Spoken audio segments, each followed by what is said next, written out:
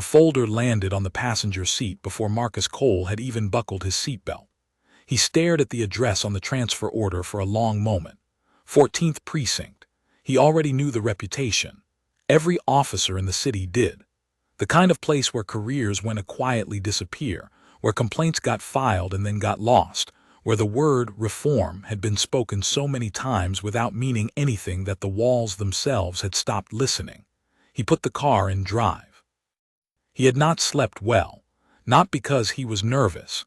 He had stopped being nervous about rooms full of people who underestimated him somewhere around his 8th year on the force. He had not slept well because he was thinking about what Commissioner Harold Graves had asked him to do, and he was thinking about how much he was going to have to hold in before he was allowed to let any of it out. "Observe," the commissioner had said.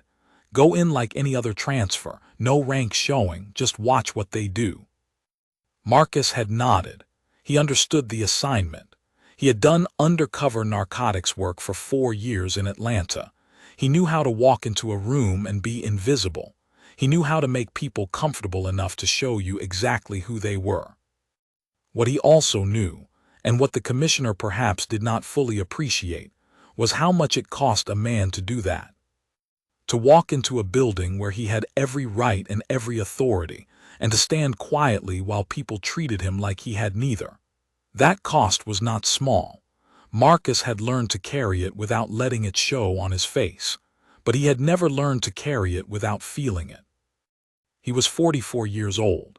He had started as a patrol officer in Newark, working a beat in one of the city's most difficult neighborhoods, where the hours were long and the gratitude was rare, and the danger was real every single shift.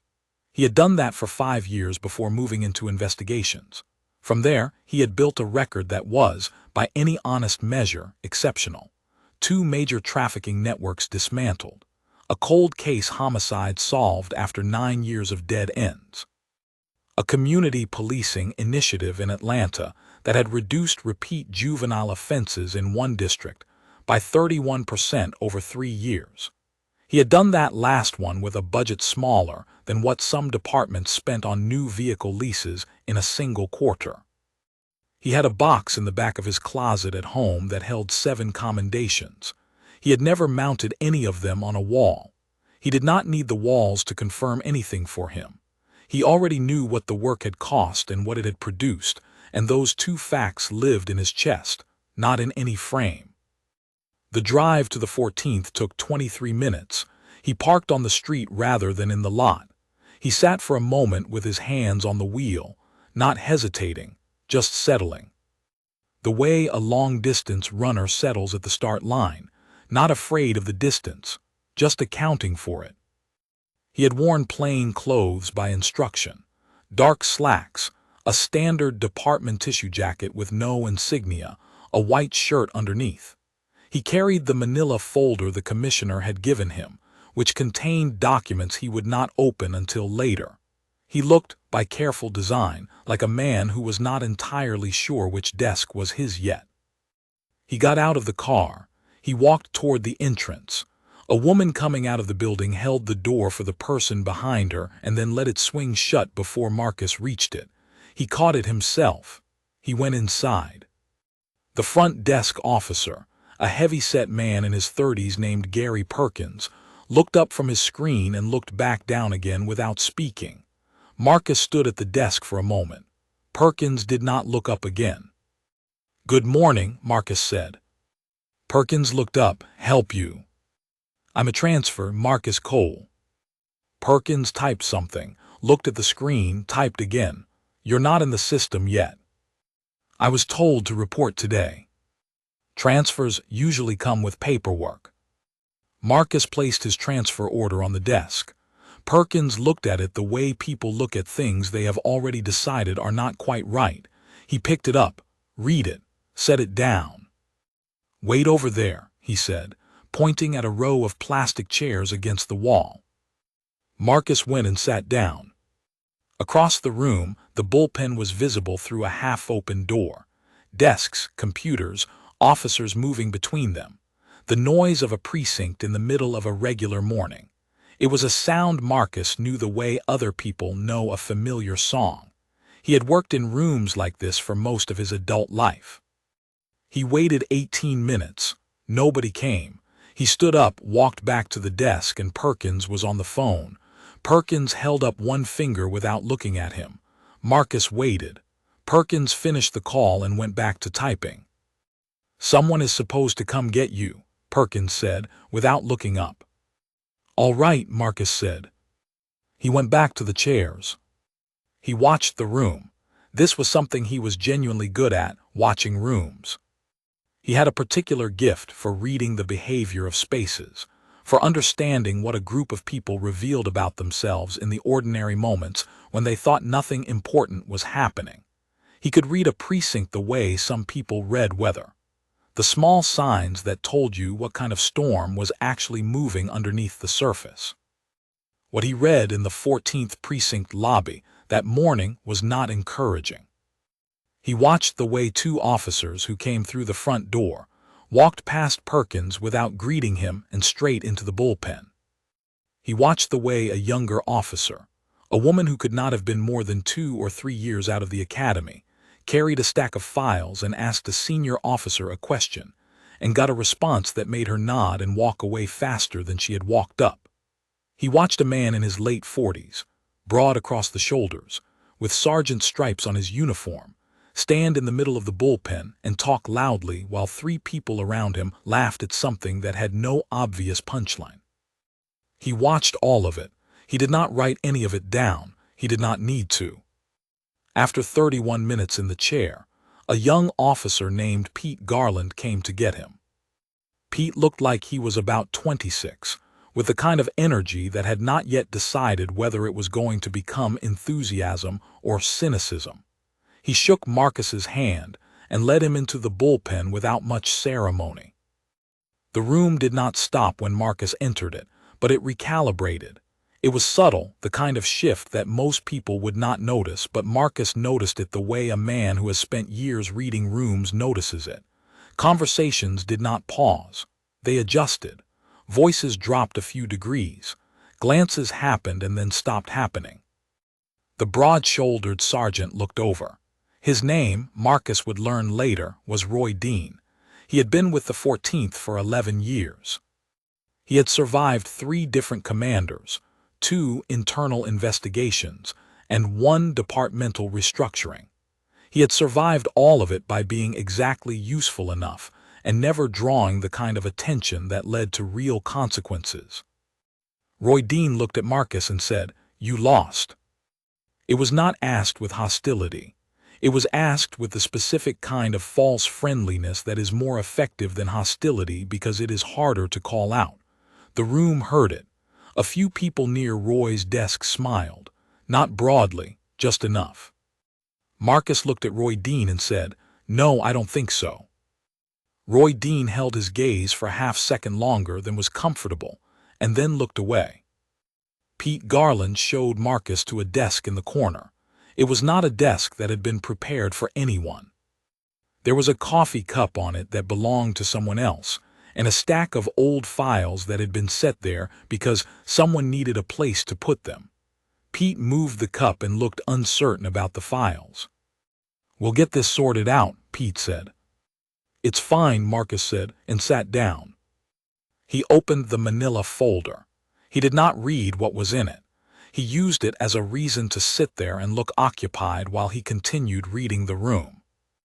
An officer named Carol Nance came over and told him the computer at that desk did not work properly, and he would need to put in a request with it to get it looked at, and that IT usually took about 2 weeks, so in the meantime he could use one of the shared terminals by the window. She said all of this in a helpful tone that communicated it was not actually meant to be helpful.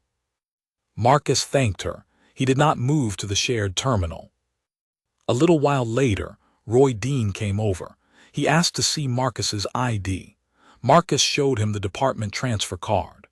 Roy looked at it with that same quality of careful attention that men use when they are performing authority rather than exercising it.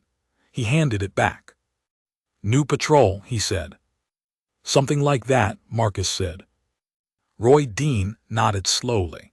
We have a way of doing things here. You'll want to follow the lead of the people who know the building before you start making yourself at home." Marcus looked at him. "Good advice," he said. Roy Dean walked away.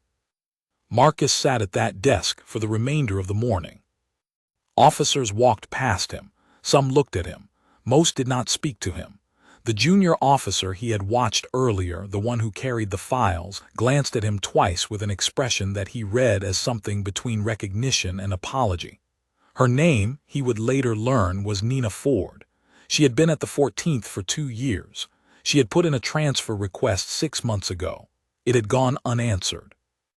By 11 in the morning, Marcus Cole had been in the building for 2 hours and 40 minutes. He had been told to wait, pointed at chairs, looked past, spoken to with barely concealed dismissal, and managed as though he were a minor inconvenience that the precinct would get around to processing when it had a spare moment. He had not reacted to any of it, not visibly. Not in any way that the room could read or use. What he had done was count. He had counted the exits, the camera positions, the desks, the faces, the silences, and the moments when someone had the option to be decent and chose a different direction. He had filed all of it away with the same quiet precision that had made him one of the best investigators the department had seen in 20 years. He sat with the manila folder in front of him, and he thought about the room he was in, and he thought about what it was going to become. Not what he hoped it would become, what it was going to become. There was a difference between those two things, and Marcus Cole had learned it the hard way over 17 years, on floors that were harder than this one. Hope was something you kept in your personal life. What you brought to work was a plan. He had a plan. He closed the folder. He looked at the clock on the wall. He thought about Commissioner Graves, who was arriving at the building in 47 minutes. He folded his hands on the desk. He waited. He was very good at waiting. Outside the tall windows of the 14th precinct, the city went about its morning. Buses and people and pigeons, and all the ordinary machinery of a place that did not know, and did not need to know what was about to happen inside one particular room. Marcus Cole knew. He sat with that knowledge the same way he sat with everything that mattered, quietly, completely, without letting a single sign of it reach his face. The clock moved. The room moved around him. He waited. His plan had already begun. The way a room sounds when it does not know it is being studied is different from the way it sounds when it does. Marcus had learned this early in his undercover years, when everything depended on his ability to be forgettable. A room that thinks it is unobserved is looser, louder in the wrong places, quieter in ways that say more than the noise. The 14th precinct bullpen in the hour after Marcus sat down at the dead computer desk in the corner was exactly that kind of room. It had accepted him as furniture, something to be moved around maybe when it became necessary, but not something that required attention right now. He was not a person to them yet. He was a category, new, unknown. Probably harmless in the specific way that things without power are harmless. He used that. He had spent a long time in his career developing the ability to be present and invisible simultaneously. It was a skill that looked like passivity from the outside. From the inside, it was anything but. While Marcus sat at that desk with the manila folder open in front of him, he was building a map, not of the physical space, though he had that too, every exit and camera and blind corner cataloged without appearing to look for them. What he was building was a map of the people. Roy Dean was easy to read because men like Roy Dean have usually stopped working to hide themselves by the time they reach their late 40s. They have been who they are for long enough that concealment feels like effort they are no longer willing to spend. Roy moved through the bullpen like a man who owned it, not because he was the highest rank in the room, which he was not, but because he had decided years ago that ownership was a matter of behavior rather than title. He spoke to junior officers in a tone that offered approval as a currency and withheld it as a punishment. He spoke to his peers with the easy confidence of a man who had never been seriously challenged by one of them. He was not the worst kind of officer Marcus had encountered in his career. He was a particular kind, the kind that does real damage not through dramatic wrongdoing, but through the steady, daily maintenance of a culture where certain things are considered normal. The casual dismissal, the unexamined assumption, the habit of treating newcomers as subordinates and inferiors as irritants, wearing the behavior like a comfortable coat that has never been taken off long enough to see how badly it fits. Carol Nance was different. She was not performing anything. What Marcus read in her was something more deliberate. She had looked at him, made a rapid assessment, and decided that the most efficient thing she could do was make him feel unwelcome enough to stay out of the way without creating anything that could be called an incident. It was a form of intelligence, what she was doing, even if the purpose it was serving was not one he had any admiration for. She had a system. He had seen it before in precincts where the culture of exclusion had become sophisticated enough to disguise itself as procedure. Pete Garland, who had brought him in and had not quite known what to do with him since, was something Marcus recognized from almost every department he had ever worked in. The good officer surviving in a bad environment, not corrupt, not cruel, but trained by the air around him to keep his head down, to not intervene in things that did not directly involve him, to read the room and go along with it because the alternative was to stand against it. And standing against it had costs that nobody in his position had been shown how to afford. Pete had looked uncomfortable when Roy Dean made his remark. He had not said anything. He had found something to do with his eyes. That kind of officer was the most salvageable, also the most common. Marcus had learned that the health of a department was not determined by how many bad officers it contained.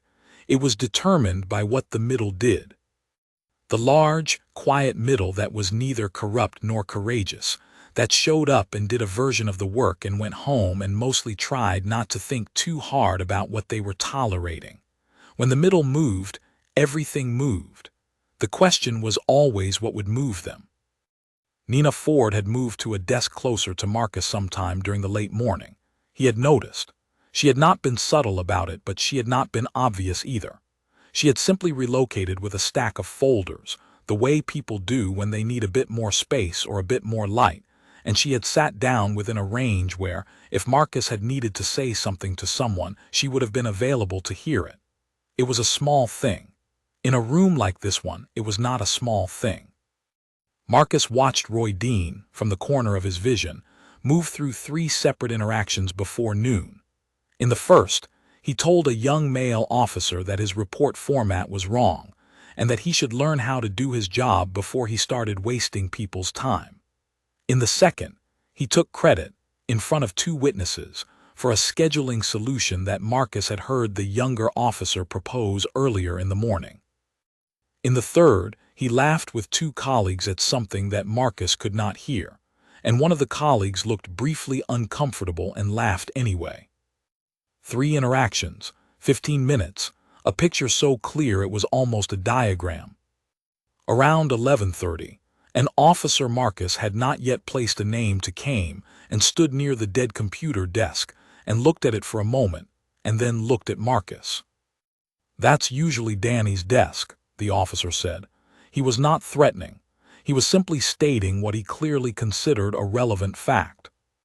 "Danny's out sick," Marcus said, which was a thing Pete Garland had mentioned in passing when he showed him to the desk. The officer looked at him. "You could sit at the shared terminal." "I'm fine here," Marcus said. The officer looked at the desk again, as if the desk itself might resolve the situation. Then he walked away. Marcus looked at the clock, 34 minutes. He thought about a conversation he had once had with a senior investigator in Atlanta, a woman named Grace Olton, who had been doing the job longer than almost anyone in the department, and who had a way of explaining complicated things in very direct terms. She had told him once that every institution has a temperature. Not the temperature of its worst people, she said. The temperature of its average moment. What happens in the ordinary hour when nothing dramatic is occurring, and nobody is watching, and the room is just being itself. You want to understand a place, Grace had told him. Don't look at the crisis. Look at the Tuesday morning. This was a Tuesday morning. Marcus understood the 14th precinct with a clarity that had been building for over 2 hours. He understood it the way a doctor understands an X-ray. He could see the structure, and he could see where the structure had failed, and he could see, not without some weight in his chest, how long it had been failing, and what that failure had cost the people who worked here and the community outside these walls that was supposed to be served by them. He also saw that it was not beyond repair. This was the part that took the most experience to see. It was easy to walk into a broken place and see the breaking. It took something harder to walk into the same place and see, underneath the damage, the parts that still held. Nina Ford moving her desk, Pete Garland looking uncomfortable when he should have looked comfortable. The young officer who had proposed the scheduling solution and said nothing when Roy Dean took it. Those were not the behaviors of people who had given up on doing things right. Those were the behaviors of people who had not yet been given a structure that made doing things right possible. That was going to change. Marcus had not come to the 14th precinct to make an example of anyone. He had been sent here to rebuild something, and rebuilding was not the same work as punishment, though from the outside, people sometimes confused the two. Punishment was about the past. Rebuilding was about what the place was going to become. Those were different directions entirely. He thought about Roy Dean. He thought about Carol Nance. He did not think about them with anger. Anger was something he kept on a short leash, not because he was afraid of it, but because he had learned, over a long career, that it was most useful when it was disciplined. A hammer swung at nothing breaks nothing worth breaking. He had never wasted anger on people who were not ready to feel its point. He checked the clock again. 22 minutes. He straightened the manila folder on the desk in front of him and sat back and breathed slowly and thought about the afternoon that was coming. Not with anticipation exactly, with the particular steadiness of a man who has prepared for something for a very long time and is now simply watching the distance between himself and it gets smaller. He did not think about what Roy Dean was going to feel when Commissioner Graves walked through that door. He thought about Nina Ford. He thought about Pete Garland. He thought about the young officer whose scheduling idea had been taken without credit, and the junior officer with the files who had left the conversation walking faster than she had arrived. He thought about every person in this building who had been managing the gap between what this place was supposed to be and what it had become, and doing it alone, without support, without structure, without anyone telling them that the gap was real and that it was going to be addressed. He was going to address it. Not today. Today was only the beginning. Real change in a real institution takes real time, and Marcus Cole had enough experience to know that anyone who told you differently was selling you something.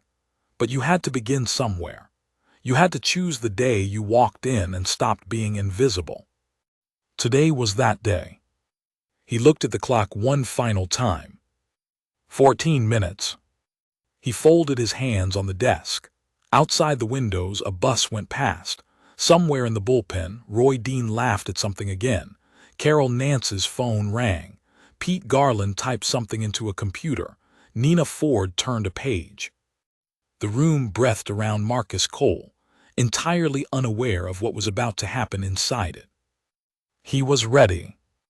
Commissioner Harold Graves did not enter a room quietly. It was not a matter of style. It was simply that when a man of his rank and his particular combination of height and certainty moved through a space, the space responded. Doors opened ahead of him. People in the periphery of his path straightened slightly without deciding to. The air in a room changed when Harold Graves walked into it. He came through the 14th precinct's front entrance at 9:47 in the morning, and he had with him 2 deputy commissioners, a department liaison named Paul Whitfield, and a woman from the mayor's office named Catherine Drew, who carried a leather portfolio and an expression that suggested she had seen many rooms like this one, and had long since stopped being surprised by them. The bullpen noticed the commissioner's arrival approximately 4 seconds after the sound of the outer door. Marcus watched it happen from the corner desk. He watched the posture in the room change, watched conversations stop mid-sentence, watched officers find things to do with their hands that made them look occupied and professional, and like people who had been occupied and professional all morning. Roy Dean stopped laughing. That of all the small things Marcus observed in that moment was the one that carried the most information. Commissioner Graves moved through the front area with his usual efficiency and came directly into the bullpen. He looked around the room for exactly the amount of time it took to locate Marcus, and when he did, he crossed to the corner desk without pausing. He extended his hand. "Marcus," he said, both hands, the kind of grip that is a statement. The room heard the name. The room heard the warmth in it. The room began, in the silence of the next 3 seconds, to understand that it had miscalculated something, though it did not yet know what or how badly. Commissioner Graves turned to face the bullpen. The deputy commissioners and Paul Whitfield and Catherine Drew arranged themselves slightly behind him, the way people do when they are there to witness something rather than to speak. Every officer in the room was looking at him. Some were standing, some were half risen from their desks. All of them were completely still. Commissioner Graves spoke clearly, in the tone he used when he was not asking anyone's opinion. "I want to introduce Captain Marcus de Leon Cole," he said, "your new commanding officer, effective as of today. Captain Cole has been in this building since approximately 8:40 this morning. I asked him to come in without announcement and to observe before introducing himself. I appreciate the department's cooperation in that process." Not a word was spoken in the room. Marcus stood from the corner desk. He did not look at Roy Dean. He did not look at Carol Nance. He looked at the room as a whole, the way you look at something you are responsible for. He let the silence run for 3 full seconds, which felt longer than 3 seconds to everyone inside it. Then he said, "Good morning. We have a great deal of work to do." He walked to the front of the room. Behind him, Commissioner Graves stepped to the side with his team, making space. He had played his part. The rest belonged to Marcus.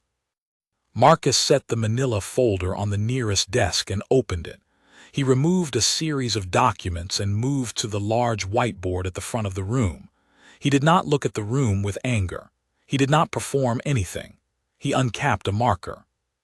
He began to write. The first thing he put on the board was a number. The number of use of force complaints filed against the 14th Precinct in the past 36 months.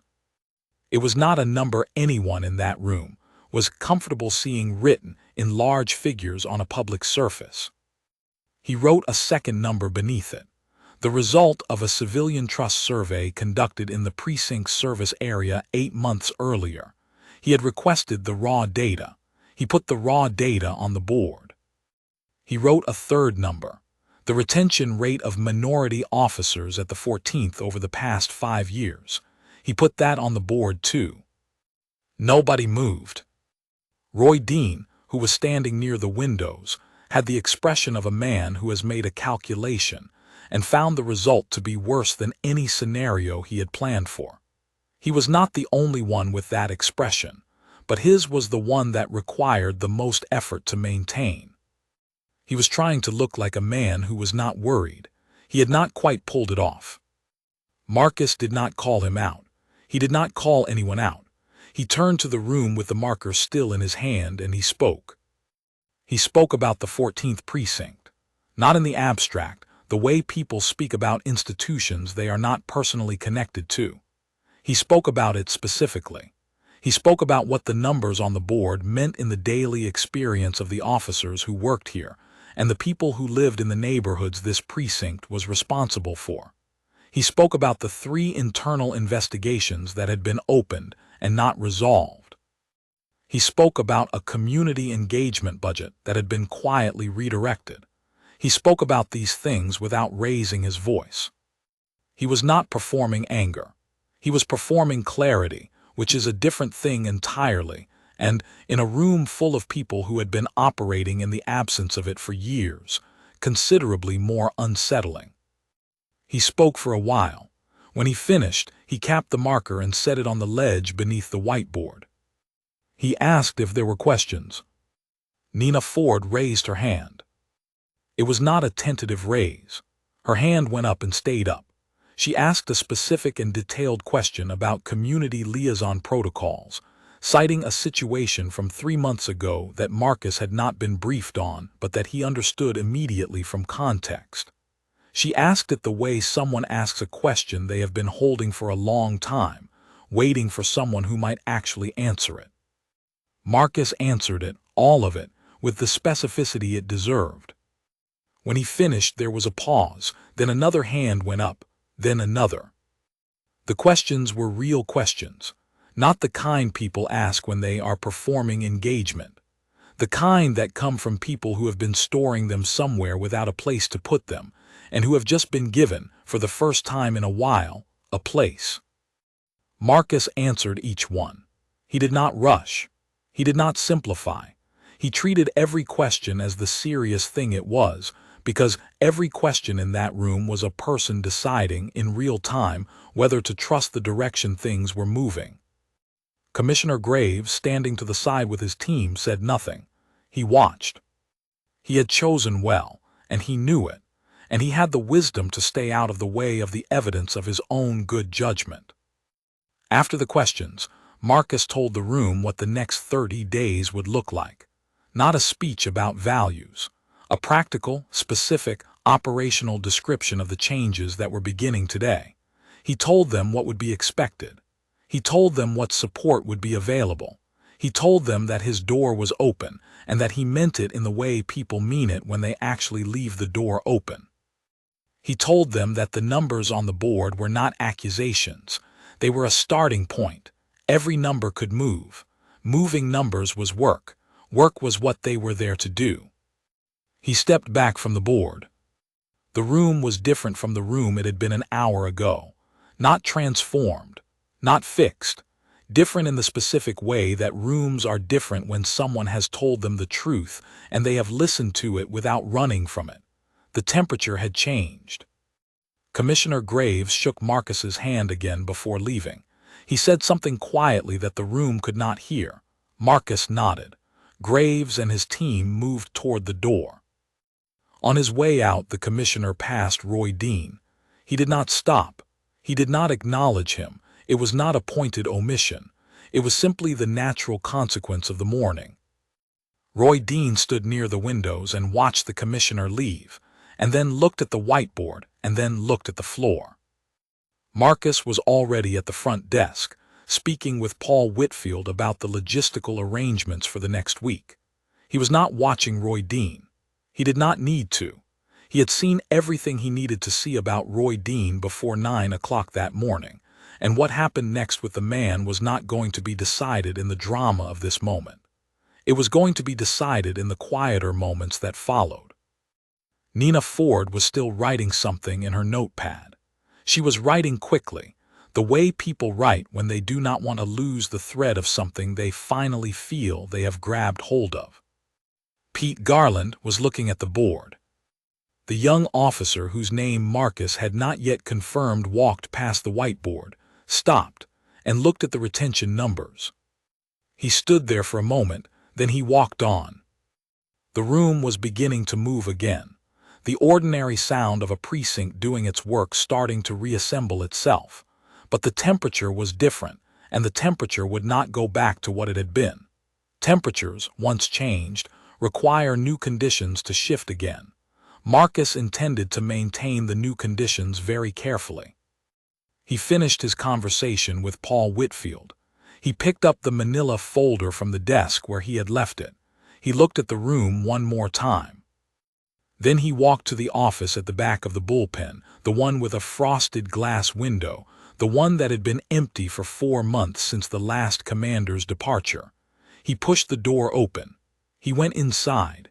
He set the folder on the desk. His name was not on the door yet. It would be by tomorrow morning. He sat down in the chair and looked at the room through the glass and thought about all the work that was ahead of him. Not with dread, with the specific kind of energy that comes from finally being where you are supposed to be, doing what you were built to do. He opened the manila folder. He began. There was a particular moment, about 2 weeks into his time at the 14th, when Marcus understood something that had not been fully clear to him before. He was standing in the hallway outside the break room, waiting for coffee to finish brewing, and he could hear through the partially open door the conversation of 3 officers who did not know he was there. They were talking about the changes. Not in the careful, performative way that people talk about things when they know leadership might be listening. In the real way, the way that tells you what a room actually thinks. One officer said that the new protocols were more work. Another said that was true, but that the paperwork on the old system had been a disaster anyway, and at least this made sense. The third, and this was the moment, said that she had put in a request 3 months ago that had never been answered under the previous arrangement, and that it had been answered within 48 hours this week. Marcus poured his coffee. He walked back to his office. He did not tell anyone what he had heard. But he carried it. The 30 days after the morning of his introduction had been, in the language of honest institutional assessment, the hardest sustained work of his career. Not because any single day was more difficult than the difficult days he had experienced before, but because this kind of work, the work of changing the temperature of a culture, required a consistency that exhausted you in a different way than dramatic effort does. Dramatic effort is a sprint. You push hard, you recover, you go again. Culture work is a kind of sustained pressure that never fully releases. You have to be consistent on the days when you are tired. You have to hold the line on the days when it would be easier to let something go. You have to answer the same question, from different people, at different stages of readiness, without making anyone feel like their question came too late. Marcus did all of it. He had started in that first week by meeting individually with every officer in the precinct, not group sessions, one at a time, 15 to 20 minutes each. He asked questions and he listened to the answers, and he asked follow-up questions that demonstrated he had heard the first answers. He was not collecting information, though he was doing that too. He was doing something more fundamental. He was demonstrating that the room had changed in a way that was not going to reverse. That there was now a person in the leadership chair who was going to see them, not evaluate them, not manage them, see them. For many of the officers, this was a genuinely new experience. Nina Ford's meeting had lasted 40 minutes. She had come in prepared to be professional and brief, and she had ended up sitting across from Marcus for twice the scheduled time, walking through 2 years of frustrations and observations and ideas that she had been carrying around with nowhere to put them. She had a proposal for a youth engagement program that she had drafted, revised, and shelved 3 separate times after getting no response from previous leadership. She pulled it out of her bag during their meeting with the slightly defensive energy of someone who expects to be told, "It is not the right time." Marcus read it while she watched. He asked her 3 questions about the resource requirements. He told her to revise the timeline in Section 2 and bring it back to him by Thursday. She was so surprised that she asked him to repeat himself. He repeated himself. She left his office with the slightly stunned expression of someone who had braced for impact and found the ground unexpectedly solid beneath them. Pete Garland's meeting was shorter and covered more practical territory. Pete was competent in the way that quietly organized people often are, without anyone making a particular note of it. He had a comprehensive understanding of the precinct's administrative processes, including several informal workarounds that had developed over the years to compensate for systems that had stopped functioning properly. He shared these with Marcus with the air of a man who was not sure whether he was confessing something or offering something useful. Marcus told him it was useful and asked him to document it formally so that the workarounds could either be made official or replaced with solutions that did not require a workaround. Pete nodded slowly, as if this was a type of response he was filing away as evidence of something. Roy Dean's meeting was on the 5th day. Marcus had scheduled it that way deliberately, not as a punishment, not as a signal, but because there was a particular order to these things if you were doing them carefully. He had needed to have the other conversations first. He had needed to build enough of a foundation in the room that Roy Dean's meeting would occur in a context that was already different from the context of the first morning. Roy Dean came in and sat down and had the bearing of a man who had spent 5 days deciding what version of himself to present. He had landed on professional, cooperative, and slightly guarded, the kind of posture that leaves exits open without being obviously defensive. Marcus let him be comfortable for approximately 90 seconds. Then he told him in the plain and direct language he used for everything, what he had observed on the first morning and what it had told him. He was not accusatory.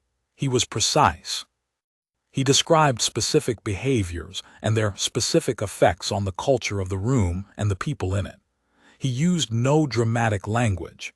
He did not raise his voice. He spoke the way a doctor speaks when they are telling a patient something the patient does not want to hear but needs to understand clearly. Roy Dean listened. His face went through several arrangements before settling on something that was difficult to read. When Marcus finished, Roy Dean said that he understood and that he was committed to the new direction. Marcus told him what that commitment would look like in practice. It was not a vague statement of values. It was a specific behavioral description. The way Roy Dean spoke to junior officers, the way he handled information that came from his colleagues, the way he conducted himself in public spaces of the precinct.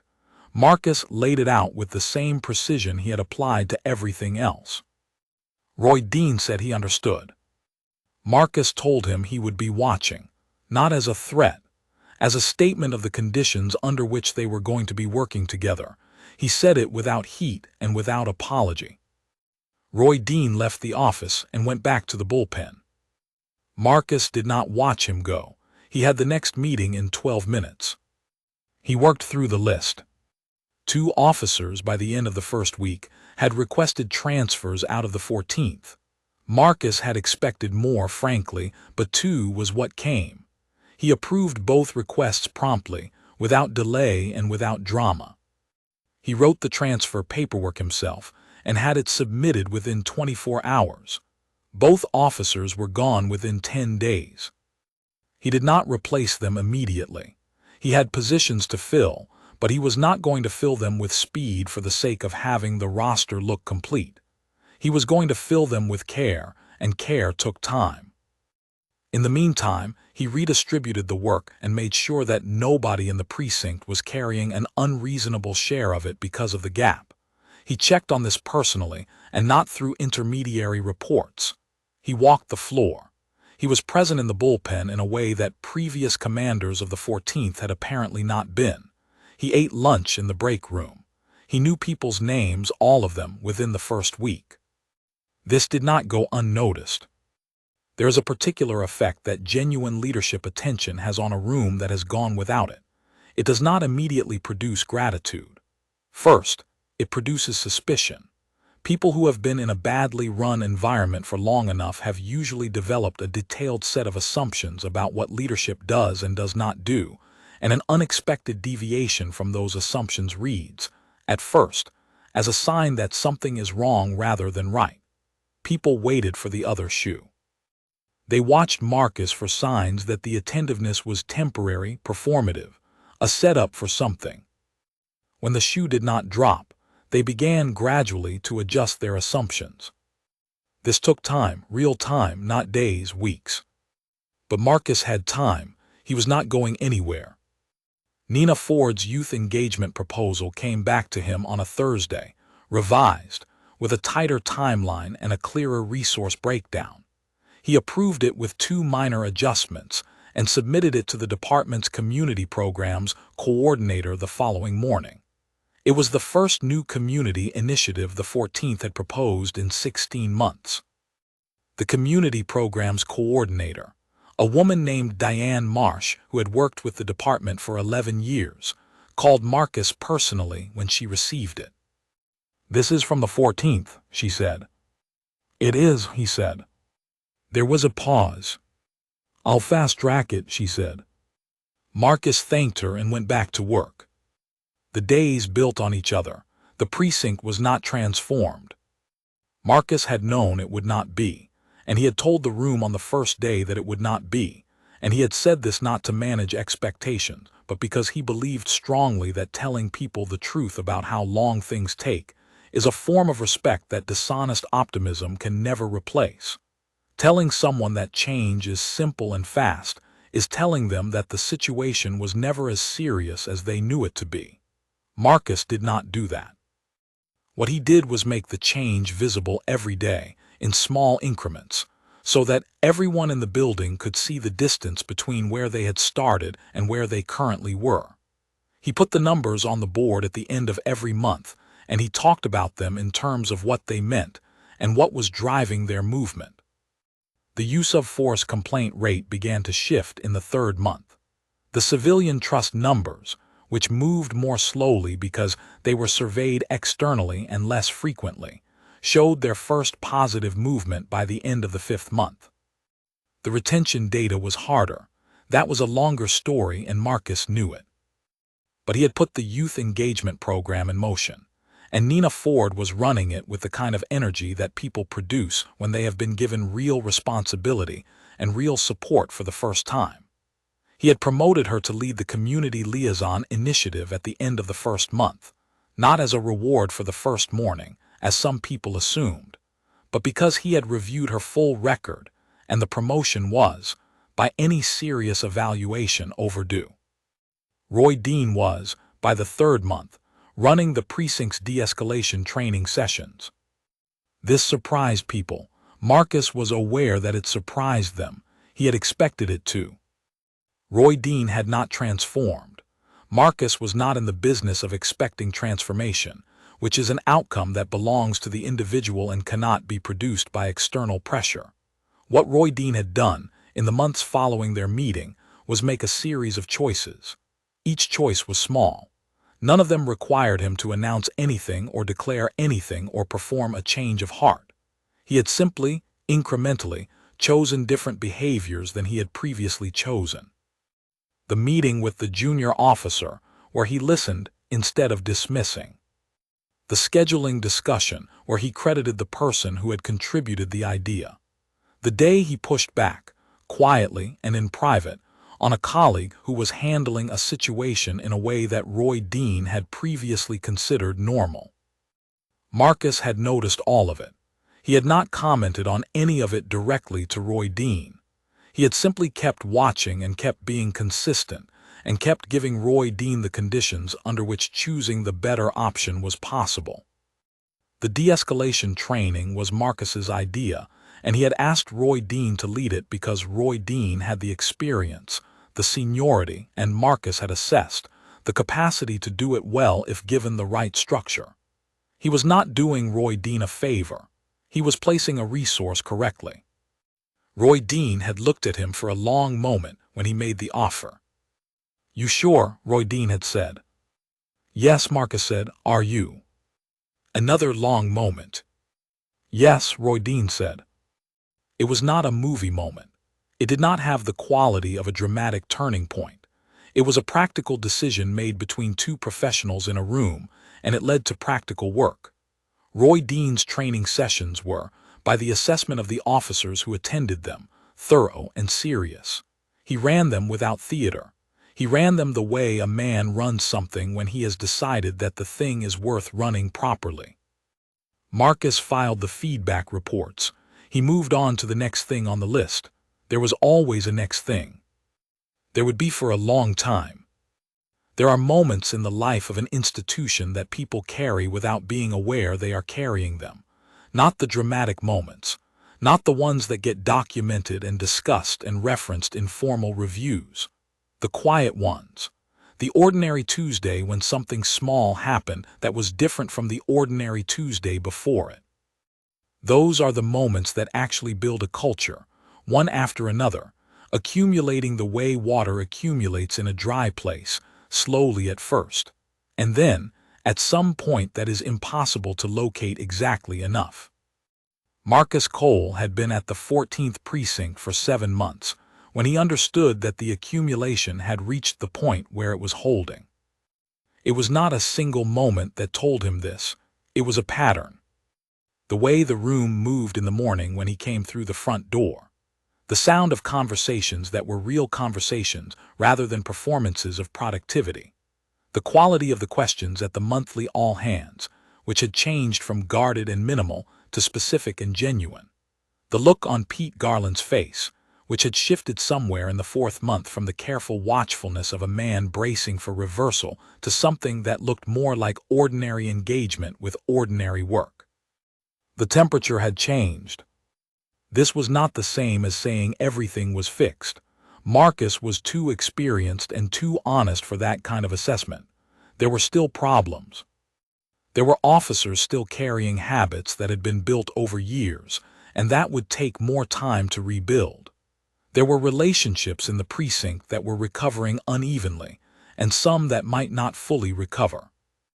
There were systemic issues in the department above the precinct level that were outside Marcus's authority to address directly, and that he was working on through proper channels with the patience required for that kind of work, which is a different kind of patience than most people imagine, grinding and slow, and mostly invisible. But the temperature had changed, and the temperature was holding. Nina Ford's youth engagement program had run its first community event in the 5th month, a Saturday morning at a local recreation center that had been attended by 63 young people from the neighborhoods the 14th served. It had been organized with the kind of logistical care that comes from someone who has been planning something in their head for years and finally has the resources to build it in the world. Marcus had attended. He had shaken hands and spoken with parents, and listened to the young people with the same quality of attention. He gave everything that mattered. He had not made a speech. He had not needed to. The event was its own statement. The attendance number had gone into his monthly report to Commissioner Graves. Graves had called him and said very little, which was, for Graves, equivalent to considerable praise. Roy Dean had attended too. He had come in civilian clothes on his day off without being asked. He had helped set up chairs. He had spoken to one of the participants, a 15-year-old named Kevin, who was at the event under strong encouragement from his mother, with enough genuine interest that Kevin had come back 2 weeks later for a follow-up session Nina had organized. Marcus had seen this happen. He had not said a word to Roy Dean about it. What Roy Dean did on his day off was Roy Dean's own accounting. The 2 officers who had transferred out in the first week had been replaced. Marcus had taken his time with both replacements and had been specific and deliberate about what he was looking for. Both new officers, a man named Greg Aiken and a woman named Fiona Walsh, had come with strong records and, more importantly, with the kind of professional character that Marcus had learned to read accurately over 17 years. Fiona Walsh, in her 3rd week, had navigated a difficult situation with a community member with such skill that the interaction had produced a formal letter of appreciation from the community member's family. Marcus had put the letter on the bulletin board in the break room. He had not made a production of it. He had simply put it there, where people would see it, because people need to see what good work looks like in concrete form. Carol Nance had resigned in the 2nd month. She had not been pressured. She had been given the same structure and the same clear expectations as everyone else, and she had assessed the new conditions and decided they were not conditions she wished to operate in. Marcus had received her resignation letter and accepted it without drama and wished her well in a brief and genuine meeting. He did not carry anything from it beyond what was useful, which was the information that some people will choose to leave when the culture no longer accommodates a particular way of operating, and that this is not a failure of the institution. Sometimes it is the institution working correctly. The desk in the corner where Marcus had sat on that first morning was Pete Garland's now. Not because of any formal assignment. Pete had simply, over the course of the months, migrated toward it, and it had become his.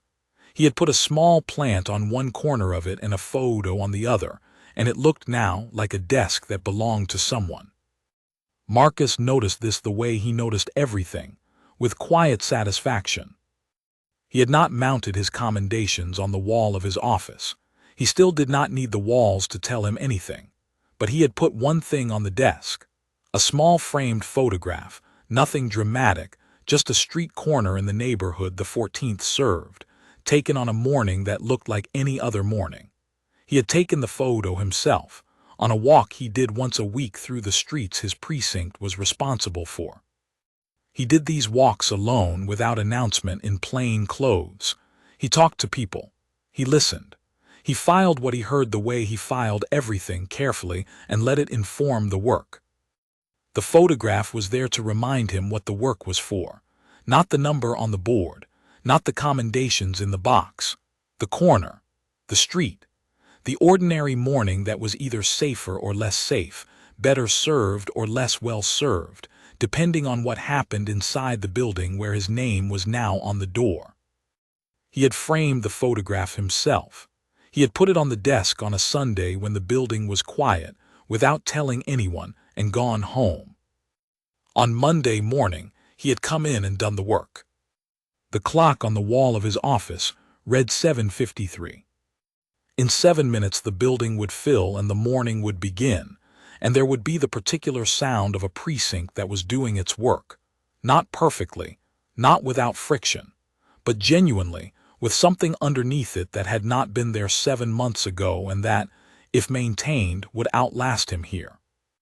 That was the actual goal, not to be necessary, to build something that was stronger than his presence in it, something that would continue in the same direction after he moved on, because the culture had genuinely changed rather than merely adapted to the specific person at the top of it. He had seen the difference many times. He knew what each one looked like and he knew which one he was building. He drank his coffee. He thought about the agenda for the morning. He thought about a conversation he needed to have with Pete Garland about the administrative documentation Roy Dean had identified 2 gaps in. He thought about the follow-up session Nina had scheduled for the weekend and what resources she might need for the next one. He looked at the photograph on his desk, the corner, the street, the morning. He thought about the first morning, 22 minutes in a plastic chair, the manufactured indifference of the room, Roy Dean's particular tone, Carol Nance pointing at the shared terminal, the silence of the people who saw what was happening and did not speak. He thought about Nina Ford moving her desk closer. He thought about Pete Garland, who had looked uncomfortable when he should have looked comfortable, and had not yet known that this made him someone worth watching. These were the things he carried from that morning, not the humiliation which was real and which he had felt, and which he had filed away in the place where he filed things that were true but not useful if left in the front of his mind. He carried the information, the map of the room, the temperature. He had known, sitting in that plastic chair with his folder on his knees, that he was going to change this place. Not because of the chair, not in response to the chair, simply because that was why he was here and because he had the tools and the will and the experience to do it. The chair was not the story. The story was the room after, the months of it, the small daily choices that stacked on each other until they became a direction, the temperature that had changed and was holding. He looked at the clock, 7:59. He set down his coffee. He picked up the day's agenda. He thought about all the work that was still ahead, the work that was never quite finished because institutions are never quite finished, Because they are made of people and people keep changing, and the work of keeping the temperature of a room honest is continuous and quiet and mostly unremarkable and essential. He was grateful for it, for the unglamorous, unfinished daily weight of it. He would not have traded it for anything simpler. The building began to fill. He could hear it, the familiar sound coming back into the halls, desks, voices, the ordinary machinery of the morning. Marcus Cole opened the door of his office. He went to work,